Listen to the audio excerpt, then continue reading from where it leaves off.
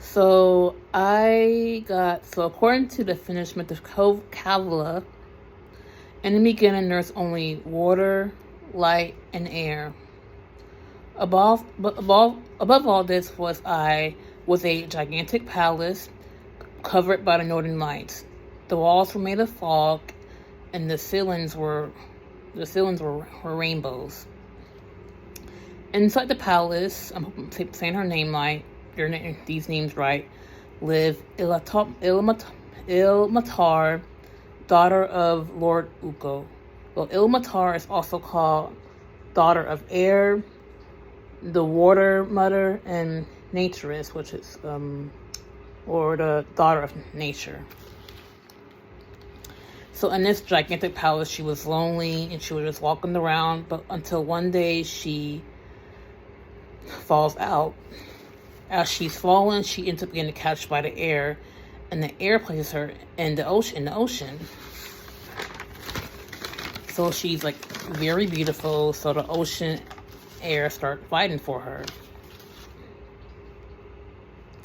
So once the fighting stops, she's suddenly with child.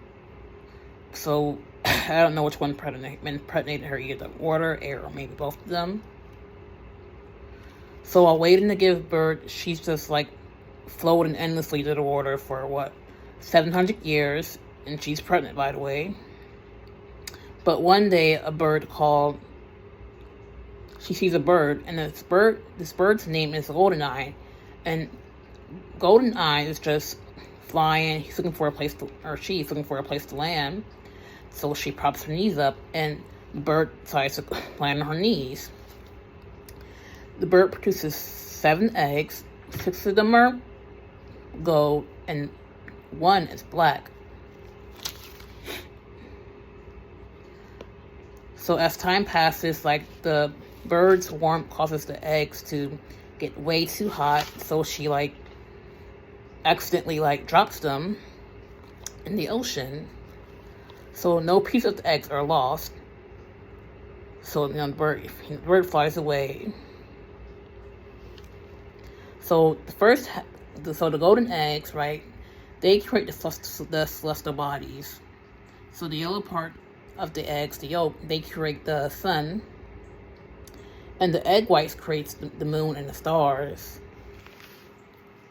And the dark egg, the black one, that creates the storms. And suddenly she gets, I don't know how, it doesn't say, but she gets power somehow, and she creates she finished the job that the egg started. So she creates the mountains, dunes, the water, the water stream, sandy coast, fissures, depths of the ocean, and underwater caves, and and lands. Oh, I forgot to mention that the eggshells, they create the continent, the lands. So at the end of the